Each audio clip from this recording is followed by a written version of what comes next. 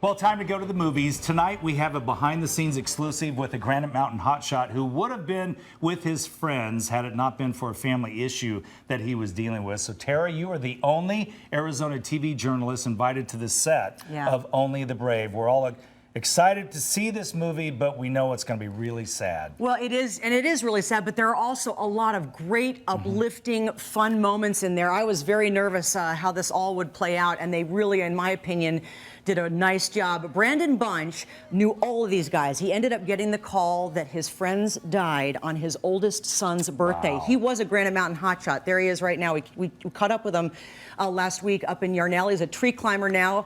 Today on Channel 3, between 9 and 10 p.m., we've got a special on Brandon, his role in this. Of course, he wanted nothing to do with the movie when he first heard they were making it, but basically they said, hey, we're going to make this with or without you. And they didn't mean that in a rude way. They were intent on, they wanted to honor these guys. When you hear some of the stories behind the filmmakers, they felt just as strongly about doing these guys justice as I'm sure the family members did, which was also nice that they let the family members screen this privately. That is nice. Several weeks ago before this thing came out. So tonight on 3TV, we've got the special on Brandon.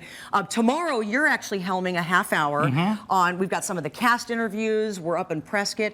And then tomorrow, or Saturday, I'm sorry, at 4:30, my Real Travels with Tara episode is also dedicated to this because, like you mentioned, I was in New Mexico a year ago. Here's just a little glimpse of that from behind the scenes. We are here on the set just outside of Santa Fe. They just finished filming a pivotal scene involving a C-130. A lot of slurry dropped on the Granite Mountain hotshots. They have brought in hundreds of trees, from the junipers that you recognize to the ponderosa pines. They actually have the two Granite Mountain hotshot buggies. They were sitting in a garage. Obviously, after the tragedy, they weren't being put to use. And the filmmakers talked to folks from Prescott and Yarnell Hill into lending the vehicles to them for production, giving it that really nice sense of authenticity. So they have tried as hard as they can to be authentic, to get people who knew what would have gone on those days and the days before, and also people who knew these guys and who could really bring their stories to life. You know, the producers have said this is not a tragedy or a film about a tragedy. It's a celebration of life, and it's a film about honoring the lives of the 19 men that we lost on June 30th. Speaking of the trees, these filmmakers replanted more than 600 pine, juniper, and source trees, fire pipes. They laid fire pipes throughout the forest, thousands of truckloads of soil. They really recreated as much as they could in New Mexico. It's a little bit strange to see this film, you know, filmed in another state, but obviously you've got the whole tax rebate, and they get a lot of benefits from filming in other states besides ours.